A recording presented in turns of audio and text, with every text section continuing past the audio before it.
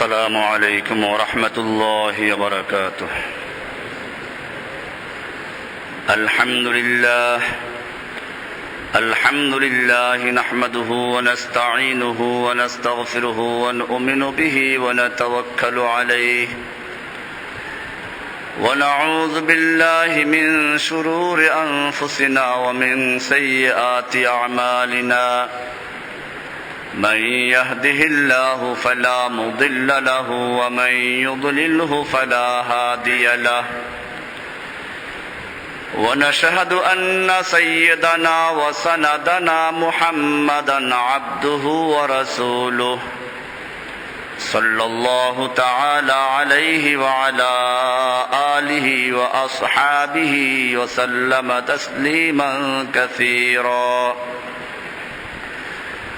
أما بعد فأعوذ بالله من الشيطان الرجيم. بسم الله الرحمن الرحيم. والعصر إن الإنسان لفي خسر إلا الذين آمنوا وعملوا الصالحات وتواصوا بالحق وتواصوا بالصبر. صدق الله تعالى وصدق رسوله النبي الأمي الكريم. ونحن على ذلك لمن الشاهدين والشاكرين والحمد لله رب العالمين. মুআজ্জাজ ও মুহতারাম হযরত মুরব্বিয়ান কিরাম, দিগার মুসল্লিয়ান আযম, আল্লাহ সুবহানাহু ওয়া তাআলার মহান দরবারে লাখ শুকরিয়া জ্ঞাপন করছি, যিনি আমাদেরকে প্রতি জুমার ন্যায় আজকেও মসজিদে আসার তৌফিক এনায়েত করেছেন, এজন্য বলি আলহামদুলিল্লাহ। গত সপ্তাহে আমরা আলোচনা করেছিলাম ইসলামের 5টি বেনা।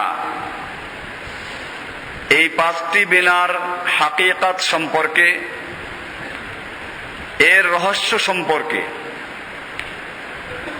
সেখানে আমরা এটা প্রমাণ করার চেষ্টা করেছিলাম যে নামাজ, রোজা, হজ, যাকাত এইগুলো হচ্ছে মানুষকে মানুষ রূপে গড়ার জন্য, মানুষের অন্তরে যত রকম রোগের আবির্ভাব ঘটে এই সবগুলোর চিকিৎসার জন্য আল্লাহ রাব্বুল আলামিন এই ঔষধগুলো দান করেছেন। যেমন বলা হয়েছিল যে মানুষের মধ্যে আগুন আছে, আগুনের সবচেয়ে বড় ক্ষতিকর দিক হচ্ছে অহংকার, গৌরব। এটার চিকিৎসার জন্য আল্লাহ রাব্বুল আলামিন হুকুম করেছেন সালাত আদায় করার জন্য। মানুষ যখন সালাতে দাঁড়ায় তখন কানে হাত দেয়, এরপরে অপরাধীর মতো হাত বেঁধে দাঁড়ায়, এরপরে মাথা নত করে রুকু করে, এরপরে সর্বশেষ গিয়ে মানুষ সিজদায় অবনত হয়, নিজের কপালকে মাটির সঙ্গে মিশিয়ে দেয়। সে প্রমাণ করে যে আমি একজন মাটির মানুষ, আমার অহংকার করার কোনো অধিকার নেই। এরকম ভাবে পানির বৈশিষ্ট্য ছিল লোভ, তার চিকিৎসার জন্য আল্লাহ রাব্বুল আলামিন হুকুম করেছেন সওম আদায় করার জন্য, রোজা রাখার জন্য। মাটির বৈশিষ্ট্য কৃপণতা, এটার চিকিৎসার জন্য আল্লাহ রাব্বুল আলামিন হুকুম করেছেন যাকাত আদায় করার জন্য।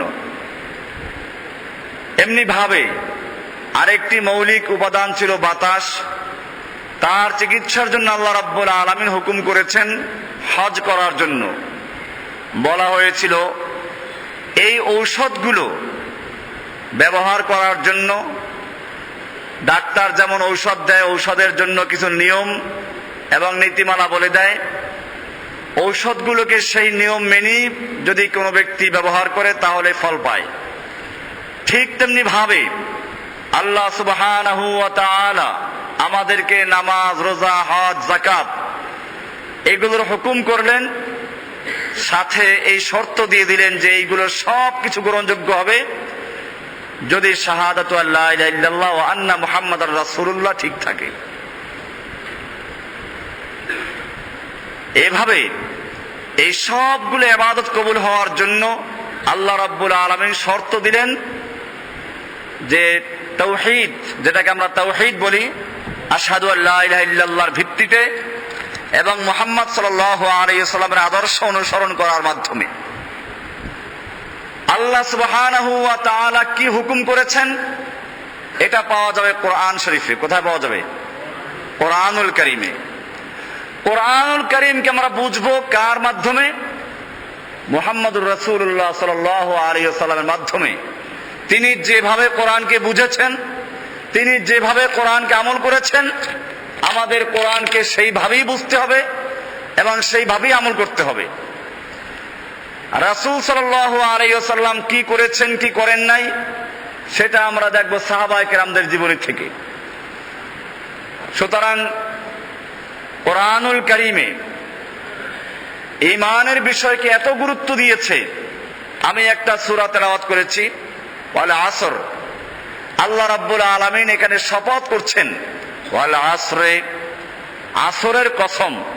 আসরের এক অর্থ হচ্ছে সময়, আর এক অর্থ হচ্ছে আসরের সময়, যেটা আমরা আসর বলি, আর একটা আছে যুগ। যেটাই হোক, আল্লাহ রাব্বুল আলামিন সময়ের কসম করে বলছেন ইন্নাল ইনসানা লাফি খুসরিন, নিশ্চয়ই সমস্ত মানুষ ক্ষতির মধ্যে, সব মানুষ ক্ষতিগ্রস্ত। ইল্লা, তবে যাদের মধ্যে সামনে যে বৈশিষ্ট্যগুলো বলা হচ্ছে এগুলো পাওয়া যাবে, এরা এর থেকে ব্যতিক্রম। ইল্লাল্লাযীনা আমানু, এক নাম্বার শর্ত হচ্ছে যারা ঈমান এনেছে। ঈমানের বিষয়গুলো আমরা আলোচনা করেছি বিভিন্ন সময়ে, যে ঈমান শুধুমাত্র আল্লাহ আছেন এই কথা বললে ঈমানদার হওয়া যায় না। আল্লাহ আছেন এই কথা বিশ্বাস আগের যুগের কুফাররাও করত, বর্তমান যুগের কাফেররাও করে। যেটা আমরা কোরআনের আয়াত থেকে বহুবার পেশ করেছি। শয়তানও বিশ্বাস করে আল্লাহ আছেন। এজন্য আল্লাহ রাব্বুল আলামিন কোরআনের সূরা বাকারার ৮ নম্বর আয়াতে বলছেন ওয়ামিনান নাসি মান ইয়াকুলু আমান্না বিল্লাহি, মানুষের মধ্যে অনেক মানুষ এরকম আছে যারা বলে আমান্না বিল্লাহি, আমরা আল্লাহতে বিশ্বাসী, ওয়াবিল ইয়াউমিল আখির, আমরা পরকালে বিশ্বাসী, ওমা হুম বিমুমিনিন, কিন্তু খবরদার এই লোকগুলো মুমিন না, এই লোকগুলো মুনাফিক। তো তারা বলে যে আমরা আল্লাহকে বিশ্বাস করি, পরকালে বিশ্বাস করি, তারপরেও আল্লাহ তাআলা বলছেন এরা মুনাফিক। তাহলে বোঝা গেল যে শুধুমাত্র আল্লাহ আছেন এই কথা মানলেই কেবলমাত্র মুসলিম হওয়া যায় না। আল্লাহকে মানতে হলে আল্লাহর সার্বভৌমত্ব মানা, আল্লাহর অস্তিত্ব মানা, আল্লাহর একত্ব মানা। সেই একত্ব হবে বিধানের ক্ষেত্রে, সার্বভৌমত্বের ক্ষেত্রে, বিধানের ক্ষেত্রে। এই সবগুলো মেনে তারপরে আল্লাহর হুকুমগুলোকে পালন করা, নিষেধগুলোকে পরিহার করা। এরকম কতগুলো বিষয় যদি একজন লোক মেনে নেয় তাহলে সে আল্লাহকে মানল। নতুবা সারা জীবনও যদি তাসবিহ পড়ে আল্লাহর হুকুমগুলোকে বাস্তবায়ন না করে তো সে মুসলিম হতে পারে না। আল্লাহ রাব্বুল আলামিন সেজন্য শর্ত দিলেন ইল্লাল্লাযীনা আমানু। এখন ঈমানদার কিনা তা বুঝবো কি করে? আল্লাহর কালাম একটা আয়াতের সঙ্গে আর একটা কিভাবে জড়িত একটু চিন্তা করলে দেখবেন। ইল্লাল্লাযীনা আমানু, তবে যারা ঈমান আনলো। ঈমান আনলো কি আনলো না তার পরিচয় হবে ওয়ামিলুস সলিহাতি, আমলে সলেহাত দিয়ে। আমলে সলেহাত করলো কিনা, যদি আমলে সলেহাত করে তাহলে আমানু ঠিক আছে।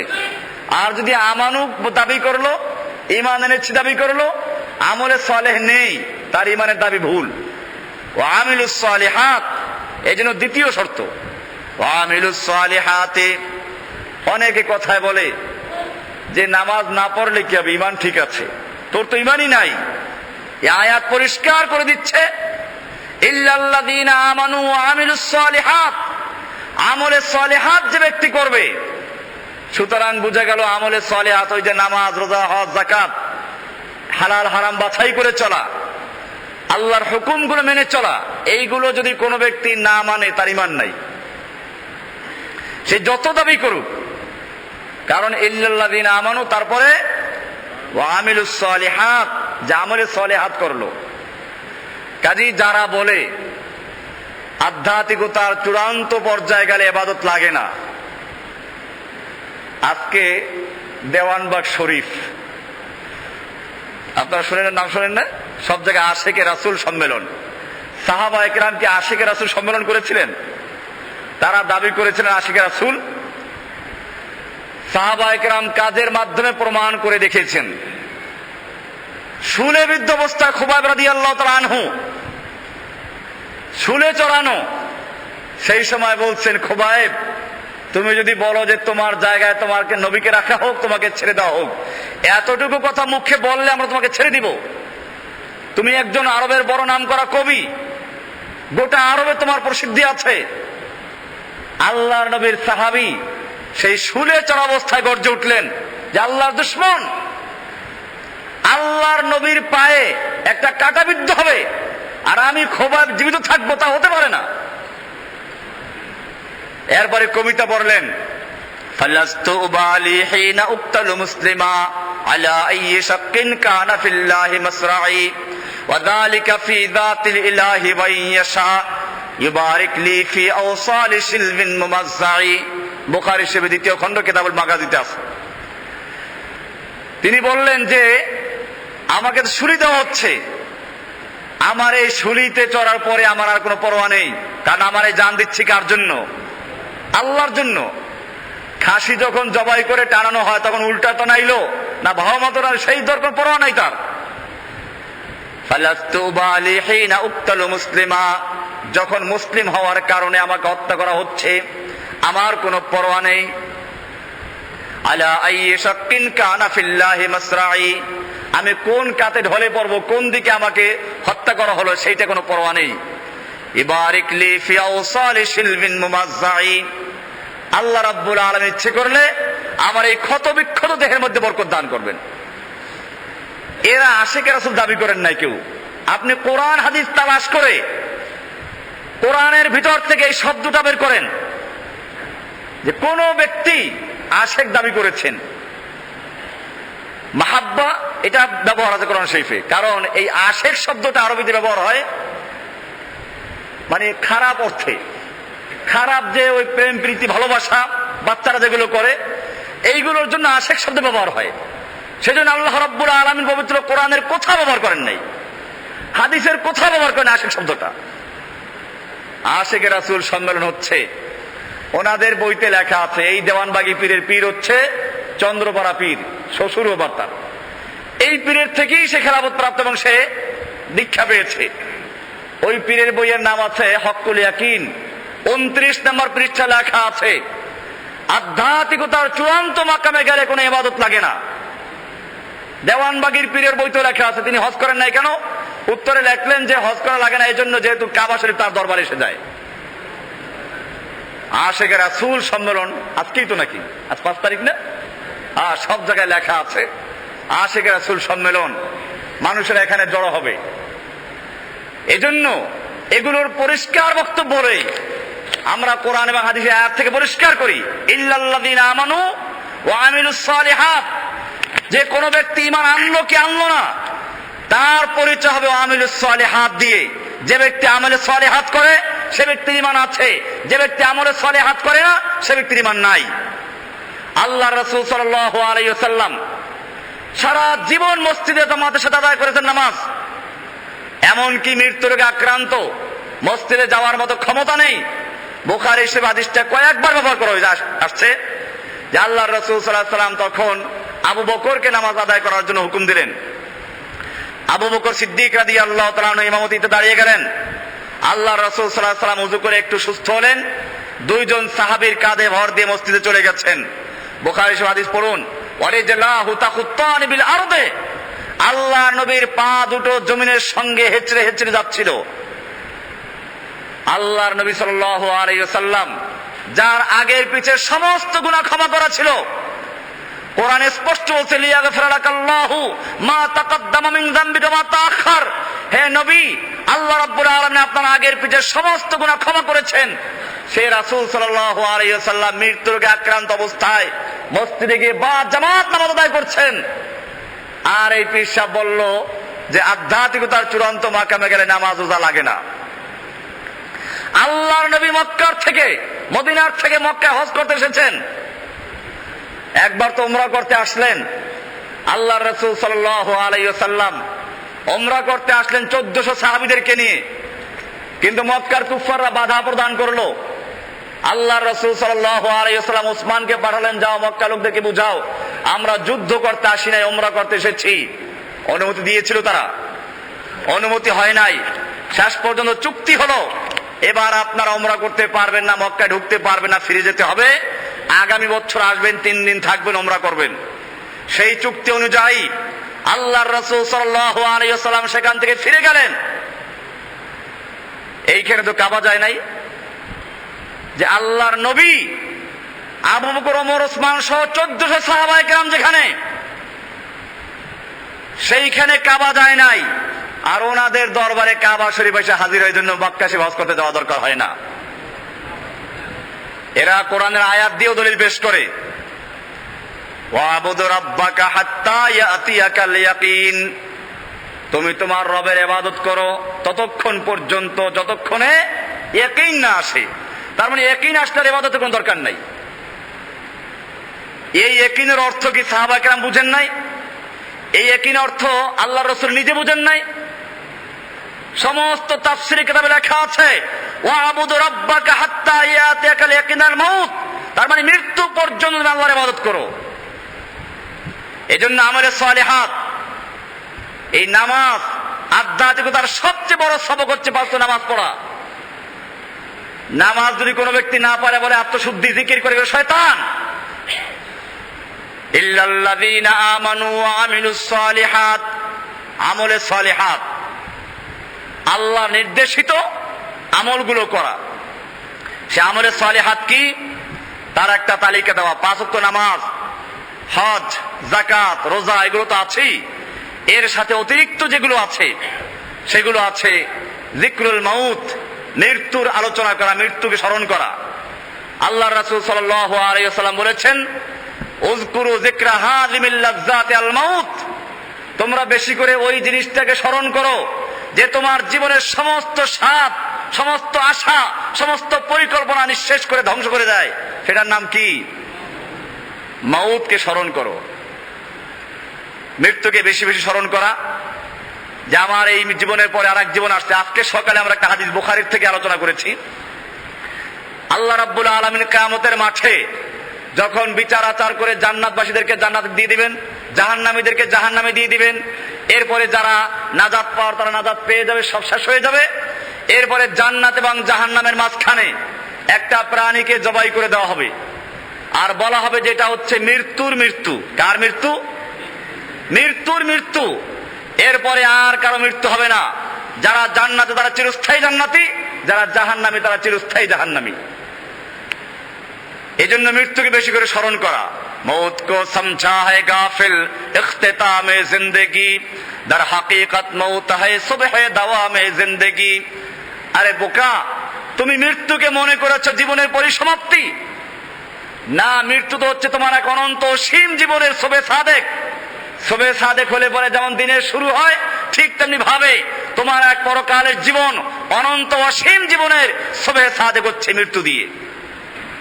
সেই মৃত্যুর পরে তুমি কি করবে, তোমার আমল কি, এটা যাচাই করা, মাঝে মধ্যে যিকরুল মাউত, আল মুহাসাবা, হিসাব নিকাশ করা, নিজে প্রতিদিন ঘুমানোর সময় হিসাব করা যে আমি সারা দিনে আজকে কতটা ন্যাক আমল করলাম, কতটা বদ আমল করলাম।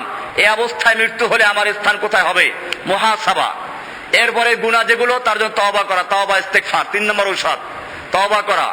হাদিসে বলা আছে একজন মানুষ যদি সহিভাবে তওবা করে, আত-তাইবু মিনাদ যামবি কামান লা যামবা লাহু, সে তার গুনাহের থেকে এমন ভাবে নিষ্পাপ হয়ে যায় যেন সে কোনো গুনাহ করেই নাই।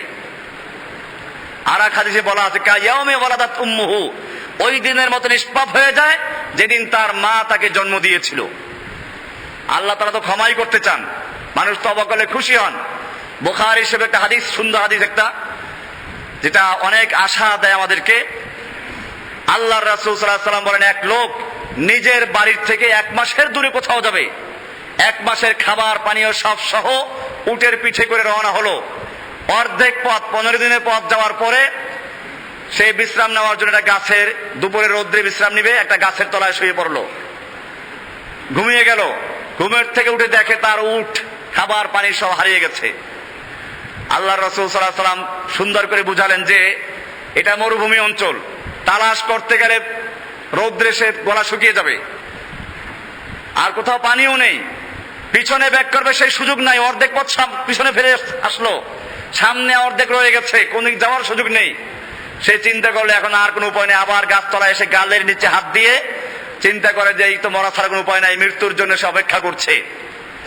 একটু ঘুম পড়লো, আবার ঘুমের থেকে চোখ খুলে দেখে যে তার উট তার সামনে দাঁড়ানো, খাবার পানি সব সহকারে। সে কত খুশি হবে! আল্লাহর রাসূল সাল্লাল্লাহু আলাইহি ওয়াসাল্লাম বলেন, সে এত খুশি হলো, সে খুশিতে বলে ফেললো, আল্লাহুম্মা আনতা আবদি ওয়া আনা রাব্বুক, আল্লাহ তুমি আমার গোলাম, আমি তোমার রব। কি বললো? আল্লাহ তুমি আমার গোলাম, আমি তোমার রব। এত খুশি হলো যে উল্টো বলে ফেললো। এরপরে আল্লাহর রাসূল সাল্লাল্লাহু আলাইহি ওয়াসাল্লাম ইরশাদ করেন, জেনে রাখো এই ব্যক্তি নিজের হারানো উট ফেরত পাওয়ার পরে যত আনন্দিত হয়েছে, আল্লাহ সুবহানাহু ওয়া তাআলা যখন তার হারানো কোনো বান্দা, অর্থাৎ কোনো পাপী বান্দা তওবা করে, এর চেয়ে বেশি খুশি হন। আল্লাহু আফরাহু বিতাওবাতিল আবদি মিন হাদার রাজুল, এই লোকটা হারানো উট ফেরত পেয়ে যত খুশি হলো, আল্লাহ তাআলা তার চেয়ে বেশি তওবা কবুল করে তার বেশি খুশি হন। কোরআনে বলা আছে, উদউনি আস্তাজিব লাকুম, আমাকে ডাক দাও আমি তোমার ডাকে সাড়া দিব, আমাকে ডাক দাও আমি তোমাকে ডাকে সাড়া দিব। ওয়াকালা রাব্বুকুম উদউনি আস্তাজিব লাকুম, আল্লাহ তাআলা বলছেন, ওয়াকালা রাব্বুকুম, তোমাদের রব বলছেন, আমি রব, তোমাদের রব বলছেন, উদউনি আস্তাজিব লাকুম, আমাকে ডাক দাও আমি তোমার ডাকে সাড়া দিব, আমাকে ডাক দাও আমি সাড়া দিব। আমি ডাইরেক্ট শুনি, ইয়াকা না'বুদু ওয়া ইয়াকা নাস্তাঈন, শিখাইও দিলেন যে আমার কাছে বলো যে আল্লাহ তোমার ইবাদত করি, তোমার কাছেই সাহায্য চাই। এভাবে তওবা করা, আমি একটা বিস্তারিত আলোচনা করছি, তালিকা দিচ্ছি আপনাদেরকে কি কাজগুলো আমাদের করতে হবে। তওবা, ইস্তেগফার, এরপরে তাওয়াক্কুল, আল্লাহর উপর ভরসা করা, ইখলাস, খালেসভাবে আল্লাহর জন্য করা, খৌফ, আল্লাহকে ভয় করা, রজা, আশাও করা। একদিকে ভয় করা যে আল্লাহ সুবহানাহু ওয়া তাআলা যদি আমাকে পাকড়াও করেন, আমাদের নাজাতের কোনো ব্যবস্থা নেই। আবার আশাও থাকবে যে আল্লাহ সুবহানাহু ওয়া তাআলা আমাদেরকে সৃষ্টি করেছেন, আমি আল্লাহর ইবাদত করি, পাপও করি, আল্লাহর কাছে তওবা করলে আল্লাহ ক্ষমা করবেন, এই আশাও রাখা। আল মাহাব্বা, আল্লাহর সঙ্গে মহাব্বত রাখা, খালি ভয় না। ভয় করে মানুষ বাঘকে, মানুষ বাপকেও ভয় করে। ছোটবেলায় বাপকে, বাপ যদি বলতো লাঠি আসতে পিটান শুরু করবো, কি ভয় করতাম আমরা। তো বাপকে মানুষ ভয় করে, কিন্তু সেই ভয় করা আর সাপকেও ভয় করে, বাঘকে ভয় করে, এক ভয় নাকি? এই ভয়ের সঙ্গে মহাব্বত, ঠিক তেমনি ভাবে আল্লাহ রাব্বুল আলামিনকে মহাব্বত করতে হবে। আমি যে কোনো কাজ করব আল্লাহর মহাব্বত, আল্লাহর ভালোবাসার জন্যই কাজ করব। এটা আমি আগেও বলেছিলাম, কোরআনের স্পষ্ট আয়াত আছে, কুল ইন্না সালাতি ওয়া নুসুকি ওয়া মাহইয়ায়া ওয়া মামাতি লিল্লাহি রাব্বিল আলামিন। একজন মুমিন তুমি বলো, আমার সালাত, আমার কুরবানি, আমার ত্যাগ, আমার জীবন, আমার মরণ সবকিছু কার জন্য? লিল্লাহি রাব্বিল আলামিন, সবকিছু আল্লাহর জন্য। আমার ভালোবাসা, আমার পিতা মাতাকে ভালোবাসবো, স্ত্রীকে ভালোবাসবো, আমার রাসূলকে ভালোবাসবো, কার জন্য? আমার সবকিছুর কেন্দ্র আল্লাহর জন্য। আল মাহাব্বা। এরপরে আল মুরাকাবা, মাঝে মধ্যে ধ্যান করা যে আমি যে কাজগুলো করছি এগুলো কতটুকু সহি করছি, কতটুকু গলত করছি, এগুলো মুরাকাবা করা। এরকম মুহাসাবা, হিসাব নিকাশ করা, যেটা আগে বললাম যে প্রতি রাত্রে ঘুমানোর আগে দিয়ে বা প্রতি মুহূর্তে যখন সুযোগ হয় হিসাব নিকাশ করা। যেমন দোকানের হিসাব করে মানুষ, ব্যবসার হিসাব করে কত লাভ কত ক্ষতি হলো, ঠিক তুমি তোমার নিজের জীবনের হিসাবটা করো যে আমি সারা জীবনে বা আমি আজকে দিনে কতটুকু ন্যাক আমল করলাম, কতটুকু বদ আমল করলাম। এটার নাম কি? মুহাসাবা। এর নাম কি? মুহাসাবা। এগুলো মুখস্থ করতে হবে। এরপরে আর জুহুদ। জুহুদ মানে হচ্ছে দুনিয়ার প্রতি আসক্ত না হওয়া।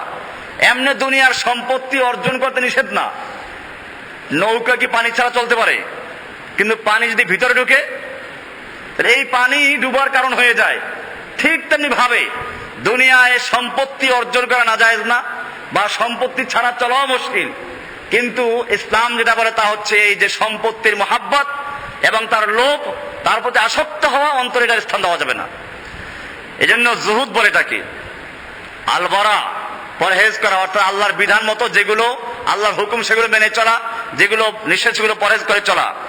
আর তাসলিম আল ইনকিয়াদ, আল্লাহর সামনে আত্মসমর্পণ করা, হুকুমের সামনে আমার মতে মিলুক বা না মিলুক আল্লাহ যে হুকুম করেছেন তা মেনে নেওয়া। আল কনাআহ, অল্প তুষ্টি, এটা আরেকটা চিকিৎসা।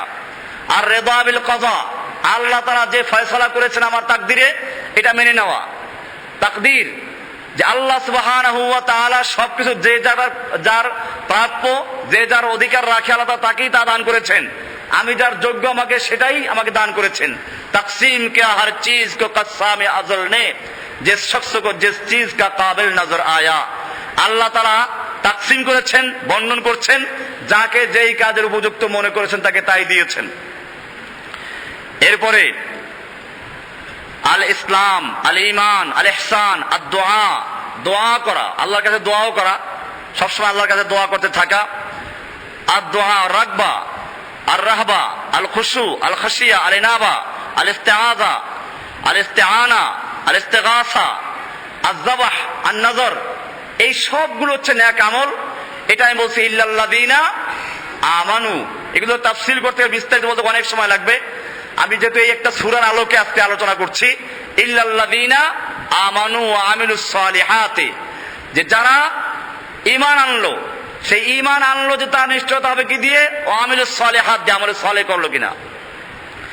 আমলে সালেহ করলো, আমলে সালেহ করলো কি করলো না, এটা প্রমাণ হবে ওয়া তাওয়াসাউ বিল হক। ওয়া তাওয়াসাউ, 3 নম্বর কাজ, ওয়া তাওয়াসাউ বিল হক, হকের দাওয়াত দেওয়া। তাওয়াসাও পরস্পর ওসিয়াত করা, ওসিয়াত আরবি শব্দ, তাওয়াসাও তার থেকেই আসছে। তাওয়াসাও বলা হয় পরস্পর পরস্পরকে ওসিয়াত করা, দাওয়াত দেওয়া। এই জন্য প্রত্যেকটা মুমিনের কাজ হচ্ছে। আবু বকর সিদ্দিক রাদিয়াল্লাহু তাআলা আনহু যখন ইসলাম গ্রহণ করলেন, ঈমান আনলেন, বলেন ইয়া রাসূলুল্লাহ আমি এখন কি কাজ করতে পারি, কি কাজ করব? আল্লাহর রাসূল সাল্লাল্লাহু আলাইহি ওয়াসাল্লাম বললেন, আমার যেই কাজ সেই কাজ করো, তোমার কাজ। আমার যেই কাজ সেই কাজ তোমার কাজ। ওয়াতাওয়াসাউ বিল হাক্কি, হকের দাওয়াত দাও। দাওয়াত দেবো কিসের? হকের দাওয়াত।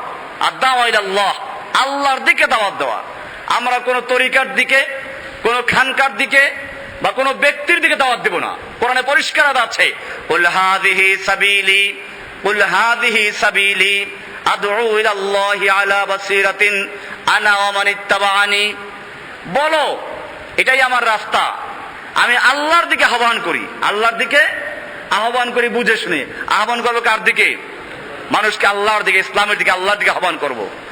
কোরআনে বলা আছে এই লোকদের যারা দাওয়াতের কাজ করে, ওয়ামান আহসানু কওলাম মিম্মান দাআ ইলাল্লাহি ওয়া আমিলা সালিহা ওয়া ক্বালা ইন্নানি মিনাল মুসলিমিন। ওয়ামান আহসানু কওলান, ওই ব্যক্তির চেয়ে আর কে হতে পারে ভালো কথার দিক থেকে? ওই ব্যক্তির কথার চেয়ে আর কার কথা ভালো? ওই ব্যক্তির চেয়ে আর কে ভালো যে বলে, কি বলে? ওয়ামান আহসানু কওলাম মিম্মান দাআ ইলাল্লাহি, যে আল্লাহর দিকে মানুষকে আহ্বান করে। কার দিকে? মান দাআ ইলাল্লাহি, আল্লাহর দিকে মানুষকে আহ্বান করে। তারপরে ওয়ামিলা সালিহান, এবং নিজেও নেক আমল করে। কি করে? নেক আমল করবে। ওয়া ক্বালা ইন্নানি মিনাল মুসলিমিন, এবং সে বলে যে আমি একজন মুসলিম, আমি একজন মুসলিম, এ আমার পরিচয়। তুমি কে? কোন দল করো? অনেকেই আমাকে জিজ্ঞেস করে আপনি কোন দল করেন? আমি একটা দল করি, সে দলের নাম ইসলাম। সে দলের নাম কি? আমার নাম পরিচয় মুসলিম। আমার পরিচয় কি? এটাই পরিচয়, এর বাইরে কোনো পরিচয় নেই। এই জন্য আমাদের খুব খেয়াল করতে হবে। আজকে আল্লাহর দিকে আহ্বান করার লোকের সংখ্যা খুবই কম। প্রত্যেকটা মানুষ আমি দেখেছি, ইল্লা মান হাফিজাহুল্লাহ, কিছু বাদে বেশিরভাগ লোকেরা দাওয়াত দেয় নিজের দলের দিকে। আর দাওয়াত দেয় কাদেরকে? যারা মোটামুটি ইমানদার তাদের কি দাওয়াত দেয়? যারা পথ হারা, পথ ভোলা, এদের দাওয়াত খুব কম লোকেই দেয়। আবার দাওয়াত দেওয়ার মধ্যেও কোরআনের কিছু অংশ মানা হয়, কিছু মানা হয় না।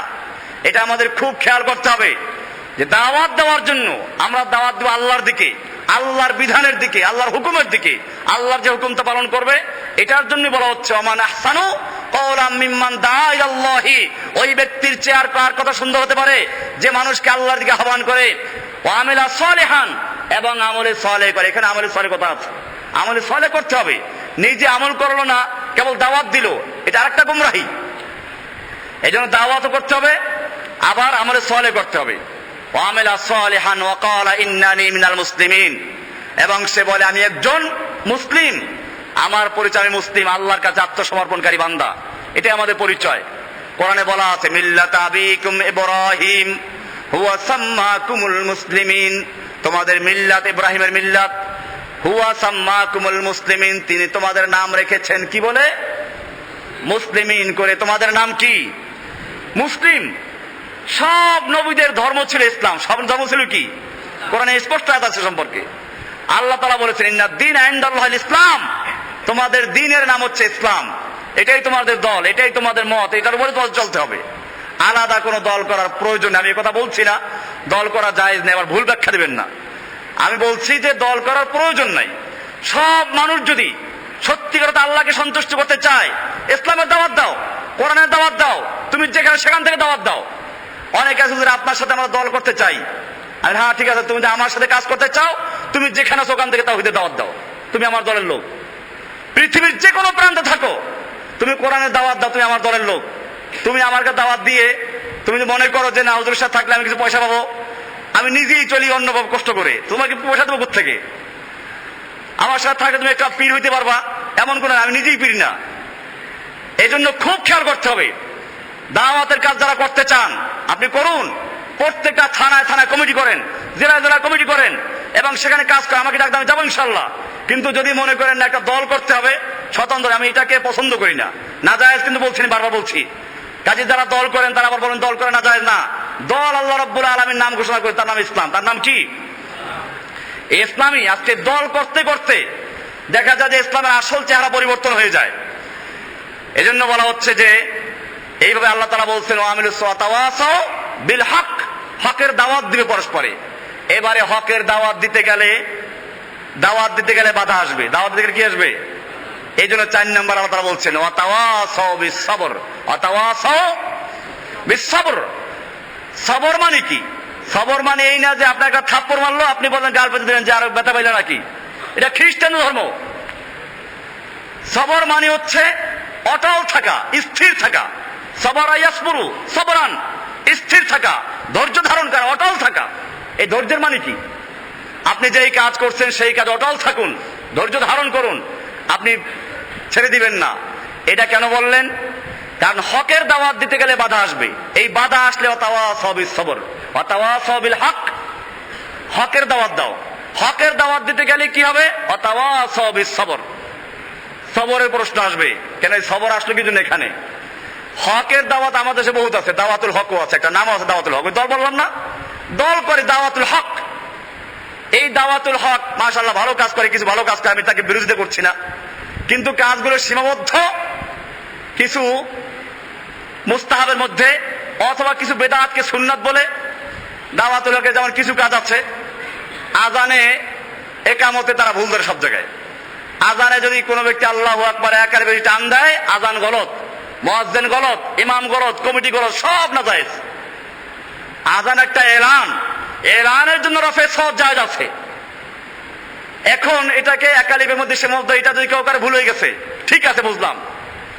এমনি ভাবে আরো কতগুলো এইরকম বিষয়গুলোকে নিয়ে আজানের প্রথম শুরুতে আল্লাহু আকবার, একটি একামতের শুরুতে 4 বার আল্লাহু আকবার একসাথে বলতে হবে, শেষে গিয়ে আল্লাহু আকবার আল্লাহু আকবার লা ইলাহা ইল্লাল্লাহ একবার বলতে হবে। এই হচ্ছে দাওয়াতুল হকের মূল কাজ। এই দাওয়াতুল হকে কেউ বাধা দিবে? জীবনও বাধা আসবে না। হ্যাঁ, এগুলো ভালো কাজ, ঠিক আছে, আমি এগুলো বিরোধিতা করি না, কিন্তু দাওয়াতুল হক আল্লাহ রাসূল দিয়েছেন, সেই হকের দাওয়াত দিয়ে বাধাপ্রাপ্ত হয়েছেন। আজকে সারা বিশ্বে মুসলিমদের নির্যাতন হচ্ছে, মুসলিমদেরকে হত্যা করা হচ্ছে, কোরআন শরীফকে পর্যন্ত ডাস্টবিনে ফেলে দেওয়া হয়েছে, কোরআনের গায়ে পর্যন্ত কুরুশ চিহ্ন এঁকে দেওয়া হয়েছে। ছবি পত্রিকা দেখেছেন, মুসলিম জাতিকে উলঙ্গ করে করে পিরামিড তৈরি করছে। মুসলিমদের মা বোনদের পেট থেকে বাচ্চা চিরে বের করে উপরে নিক্ষেপ করে নিচে ছুরি ধরে তারা উপহাস করছে, মজা করছে। আর সেই মুহূর্তে এই দাওয়াতুল হক ওয়ালাদের কোনো প্রোগ্রাম নেই। আল্লাহর জমিনে আল্লাহর দ্বীন কায়েম করার জন্য সমস্ত নবীরা রাসূলরা যুদ্ধ করেছেন, তারা হকের কথা বলেছেন। আজকে বাংলাদেশে ঘরে ঘরে মূর্তি তৈরি হচ্ছে, রাস্তার মোড়ে মূর্তি, ইউনিভার্সিটির সামনে মূর্তি, নবীরা মূর্তি ভেঙেছেন। দাওয়াতুল হকের মূর্তি ভাঙ্গার প্রোগ্রাম ছিল, তোমার মূর্তি ভাঙ্গার প্রোগ্রাম আছে কোথাও? দাওয়াতুল হকের কাজ হচ্ছে আল্লাহর জমিনে আল্লাহর বিধান ছাড়া অন্য কোনো বিধান চলতেই পারে না। আজকে মুসলিম জাতি আল্লাহর বিধানের কোনো পরোয়াই নাই। এই দাওয়াতুল হক মানে মুসলিমরা শুধুমাত্র মসজিদে গিয়ে কাতার সোজা করো আর এইগুলো নিয়ে ব্যস্ত থাকো, আর বাহিরের সমাজ তাগুত এবং কুফাররা পরিচালনা করবে। এই যদি দাওয়াতুল হকের অর্থ হয়, এই দাওয়াতুল হকের নাম দাওয়াতুল হক নয়, এটা দাওয়াতুল শয়তান। এটা আমাদের বুঝতে হবে। সেজন্য আল্লাহ রাব্বুল আলামিন বলেছেন ওয়াতাওয়াসাউ বিল হক্কে। তারপরে কি এটা কেন বললেন? বললেন এজন্য যে দাওয়াতুল হক, তাওয়াসাউ বিল হক করতে গেলে বাধা আসবে। আল্লাহর রাসূল সাল্লাল্লাহু আলাইহি ওয়াসাল্লাম মাত্র নবুয়ত প্রাপ্ত হলেন। বুখারী শরীফের 2 নম্বর পৃষ্ঠায় 4 নম্বর হাদিসটা খুলে দেখবেন, পরিষ্কার আছে। আল্লাহ নবী সাল্লাল্লাহু আলাইহি ওয়াসাল্লাম যখন ওহী প্রাপ্ত হলেন, নবুয়ত প্রাপ্ত হলেন, গারে হেরার থেকে খাদিজার কাছে আসলেন রাদিয়াল্লাহু তাআলা আনহা, বললেন যে জাম্মিলুনি, জামিনে চাদর দাও, আমার ভয় হচ্ছে, আমি মরে যাব। খাদিজা মনে করেন কোনো ভূত ধরলো কিনা, আমাদের আছে না যে কিছু একটা হইলে তাড়াতাড়ি হুজুর কাছে ভূত ধরছে কিনা, জিনে ধরছে কিনা। খাদিজা নিয়ে গেলেন আল্লাহর রাসূলকে। তার চাচাতো ভাই ছিল ওয়ারাকা বিন নওফাল। এই ওয়ারাকা বিন নওফাল ছিল আহলে কিতাব, তাওরাতের ইলম ছিল, ইনজিলের ইলম ছিল। তিনি আল্লাহ রাসূলকে বলেন তুমি বলো, তিনি বলেন যে বলো কি, তুমি কি দেখো? আল্লাহ রাসূল যখন সব কথা বললেন তখন তিনি বললেন ইয়া লাইতানি কুনতু জাযান ইয ইখরুজুকা কওমুকা। তোমার ভয় নাই? হাদা নামুস, এ হচ্ছে সেই জিবরাইল ফেরেশতা। নামুস হিব্রু ভাষায় নামুস বলা হয়। এ হচ্ছে সেই নামুস জিবরাইল ফেরেশতা আল্লাযী কানা ইয়াতি লা মূসা, যে মূসা আলাইহিস সালামের কাছে আগমন করত, ওহী নিয়ে আসতো। সেই ফেরেশতা তোমার কাছে এসেছে। ইয়া লাইতানি কুনতু জাবান, হায় আফসোস, আমি তো বৃদ্ধ হয়ে গেছি। আমি যদি তখন যুবক থাকতাম, আমি যদি শক্তিশালী থাকতাম, ইয ইখরুজুকা কওমুকা, যখন তোমার জাতি তোমাকে এলাকা থেকে বের করে দিবে। মুহাম্মদ সাল্লাল্লাহু আলাইহি ওয়াসাল্লাম আশ্চর্য হলেন। আওয়া মুখরিজিয়াহুম, বুখারী শরীফের 2 পৃষ্ঠা হাদিস। আওয়া মুখরিজিয়াহুম, কি বলো তুমি? যেই আরব আমাকে এত ভালোবাসে, যেই আরব আমাকে আল আমিন বলে ডাকে, যেই আরবরা আমাকে তার নিজের সন্তানের চেয়ে বেশি ভালোবাসে, সেই জাতি আমাকে বের করে দিবে? তুমি কি বলছো এগুলো? সে বলল হ্যাঁ, লাম ইয়াতি মিসলু মা জিতা বিহি কত্তু ইল্লা উদিয়া। তুমি যেই দায়িত্ব প্রাপ্ত হয়েছো, এই কাজের দায়িত্ব নিয়ে যেই দুনিয়াতে আগমন করেছে, তার সঙ্গী সেই আচরণ করা হয়েছে, তার বিরোধিতা করা হয়েছে। মুসলমান জাতি আজকে বুঝতে হবে, ইহুদি, খ্রিস্টান, নাস্তিক, মুরতাদ সব তোমাকে বাহবা দেয়, আল্লাহর ওলি বলে। বোঝা গেল তোমার ওলির মধ্যে ভেজাল আছে। কারণ আল্লাহর রসুলের চেয়ে বড় বুজুর্গ তুমি হতে পারো নাই। সেই রসুলকে চরম নির্যাতন করা হয়েছে, রসুলকে বের করে দেওয়া হয়েছে। যেই ভবিষ্যৎবাণী আগেই করেছিল ওয়ারাকা বিন নওফাল। তখন কি নবী কাউকে হত্যা করেছিলেন? নবী কারো জুলুম করেছিলেন? কারো উপরে যুদ্ধ করেছিলেন? কিচ্ছু করেন নাই। তখনই বলা হলো ইয়া লাইতানি কুনতু জাযান, হায় যদি আফসোস আমি তখন যুবক থাকতাম, আমি শক্তিশালী যুবক থাকতাম। আনসুরুকা নাসরান মুআজ্জারা, আমি তোমাকে চরমভাবে সাহায্য করতাম, পূর্ণ শক্তি দিয়ে সাহায্য করতাম। কেন? নবী কি তোমার চেয়ে কম বুজুর্গ ছিল? ইতিহাস পড়ো, কোরআন পড়ো। আল্লাহর নবীকে আল্লাহ কত ভালোবাসতেন।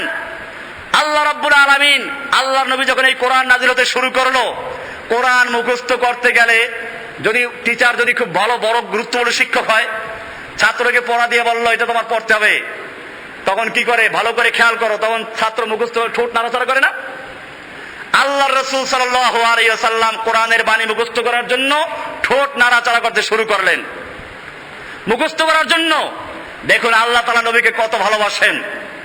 আল্লাহ তাআলা বলছেন লা তুহাররিক বিহি লিসানাকা লিতাজালা বিহি ইন্না আলাইনা জামাহু ওয়া কুরআনা।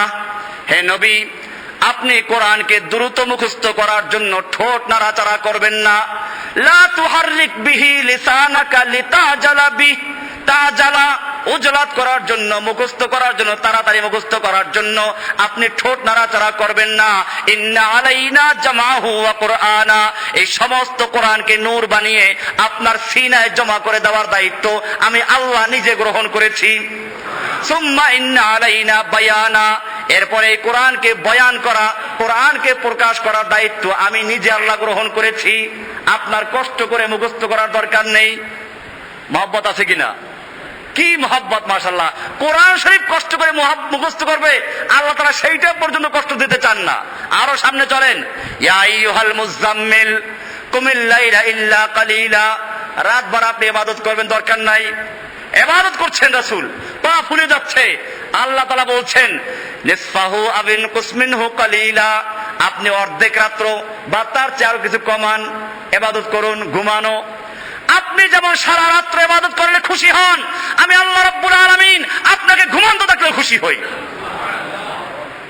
এত মহব্বত। খালি এ পর্যন্ত না, আল্লাহর রাসূল সাল্লাল্লাহু আলাইহি ওয়াসাল্লাম যখন রাস্তায় চলতেন, কোন কোন রাতে দেখা যায় মেঘে ছায়া দিত, একটা গাছের তলায় বসলেন, অন্যরা ছায়ায় বসে গেছে, আল্লাহর রাসূল রোদে পড়ে গেছেন। বুহাইরা রাহিবের কিসসা পড়ুন। শাম দেশে যখন ব্যবসার জন্য গিয়েছিলেন ছোটবেলায়, তিনি রোদ্রে বসলেন, বড়রা সব ছায়ায় চলে গেছে, আস্তে গাছ ঘুরে ছায়া তার দিকে দিয়েছিল। এত ভালোবাসা। এর চেয়ে আরো গুরুত্বপূর্ণ আয়াত, আল্লাহর রাসূলের দরবারে বসে সাহাবায়ে কেরাম কথা বলছেন। ওমর বিন খাত্তাব অথবা অন্য কোন একজন সাহাবীর আওয়াজ একটু বড় ছিল, আওয়াজটা নবীর আওয়াজের চেয়ে বড় হয়ে গেছে, নবীর আওয়াজের চেয়ে বড় হয়ে গেছে।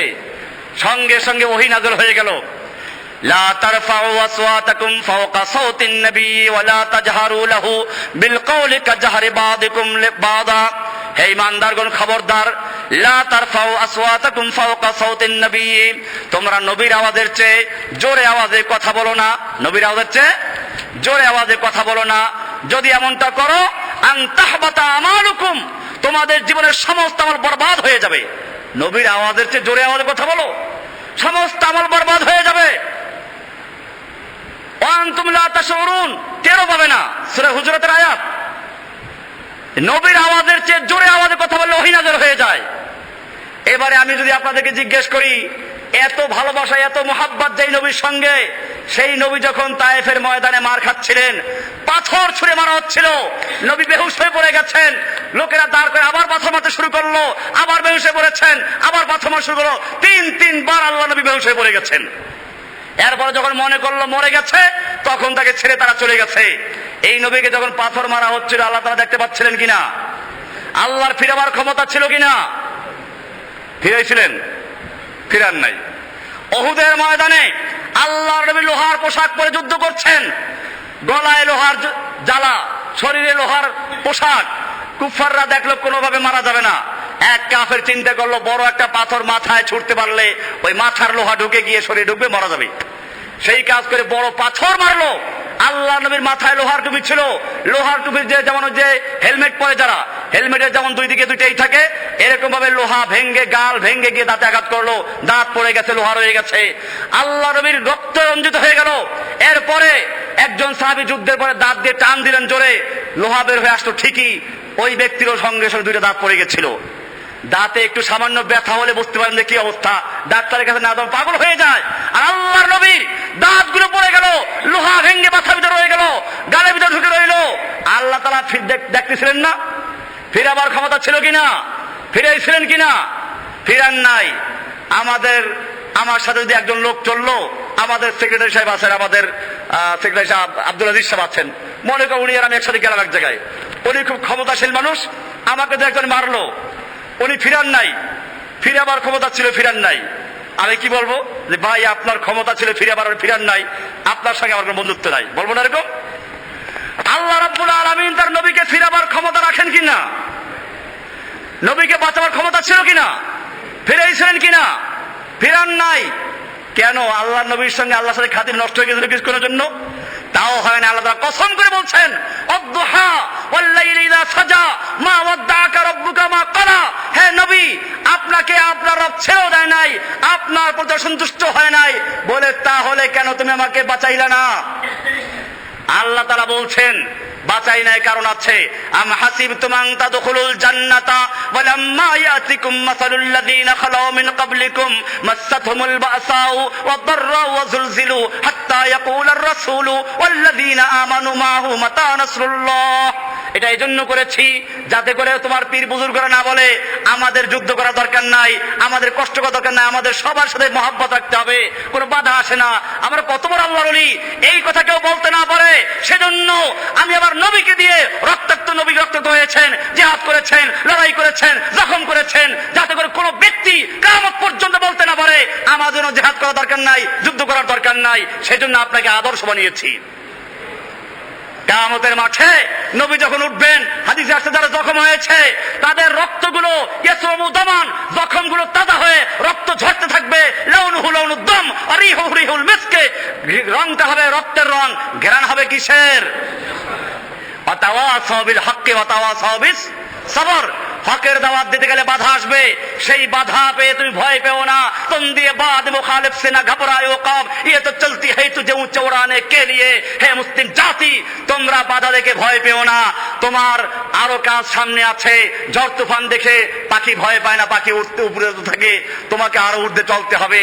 সেজন্য বুঝতে হবে আজকে আমরা মিঠা মিঠা সুন্নাত গুলো নিয়ে দাওয়াতুল হক অমুক তমুক সুন্নি আশায় অমুক তমুক করছি। জেনে রাখো এই রকম লোকদেরকে ফুজাইল ইবনে আয়াস একটা বড় বুজুর্গ ছিলেন, সুফিদের সমস্ত তরিকার মধ্যে তার নাম আসে। বড় বড় সুফি বড় ছিলেন, তিনি বড় একজন আলেম ছিলেন, বুজুর্গ ছিলেন, ওই যুগের নাম করা সুফি সাহেব ছিলেন। আব্দুল্লাহ বিন মুবারক একজন বড় মুহাদ্দিস, তিনি যুদ্ধের মাধ্যমে যুদ্ধ করছেন। লোকেরা বলো যে এত কষ্ট করছেন কি জন্য, রক্তাক্ত হচ্ছেন, না খেয়ে থাকছেন, যুদ্ধ করছেন। তিনি তখন ওই আব্দুল্লাহ বিন মুবারক রাহমাতুল্লাহ যুদ্ধের ময়দান থেকে ফুজাইল ইবনে আয়াসকে চিঠি লিখেছিলেন, ইয়া আবিদাল হারামাইনে লাউ আবসারতানা, হে মক্কা মদিনা ইবাদতকারী, তুমি মক্কা ইবাদত করছো, জমজম পানি পান করছো, বাইতুল্লাহ তওয়াফ করছো, এক রাকাতে লক্ষ রাকাতের সওয়াব পাচ্ছ, মদিনায় যাচ্ছ। জেনে রাখো তুমি ইবাদত করো, আমার ইবাদত দেখলে তুমি মনে করতে তোমার ইবাদত গুলো খেলনা ছলনা ছাড়া কিছুই না। লা আবসারতানা লা আলিমতা আন্নাকা বিল ইবাদাতি তালাবু, তুমি মনে করতে তোমার ইবাদত গুলো খেলনা মাত্র। লাউ পান কানা ইয়াখদু খাদ্দাহু বিদমুহি ফানুহুরুনা বিদিমাইনা তাতাখাদ্দাবু, তোমার যখন ইবাদত জজবা আসে, ইবাদত যখন জজবা আসে, তুমি চোখের পানি দিয়ে গাল ভিজাও, জামা ভিজে যায়। আর শুনে রাখো আমার যখন ইবাদত জজবা আসে, আমার গিরিবার রক্ত দিয়ে, আমার দাঁতের রক্ত দিয়ে, মাথার রক্ত দিয়ে, শরীর রক্ত দিয়ে গোটা শরীর ভিজে যায়। তোমার মধ্যে আমাদের পার্থক্য এটা। আওয়ামান কারিহুল আবির লাকুম নাহনু আবিরুনা রাহজুস সানাবিকাল গুবার রাতিয়াবু, তুমি যখন ইবাদত করতে বসো সুন্দর আতর গোলাপ মিলিয়ে, পাগড়ি পরে, সুন্দর জামা পরে, পাতলা জামা পরে, সুগন্ধ লেগে তারপর বসো। ভালো কথা, সুগন্ধি নবী ব্যবহার করতেন, কিন্তু জান্নাতের গ্যারান্টি নাই। কিন্তু জেনে রাখো আমি যখন ইবাদত করতে যাই, আমার যুদ্ধের মাঝে ধুলাবালি এবং রক্ত হচ্ছে আমার আতর এবং গোলাপ, আমার তার গ্যারান্টি আছে জাহান্নামের আগুনের ধোঁয়া এবং যুদ্ধের মাঝে ধুলাবালি কখনো একাত্র হতে পারবে না।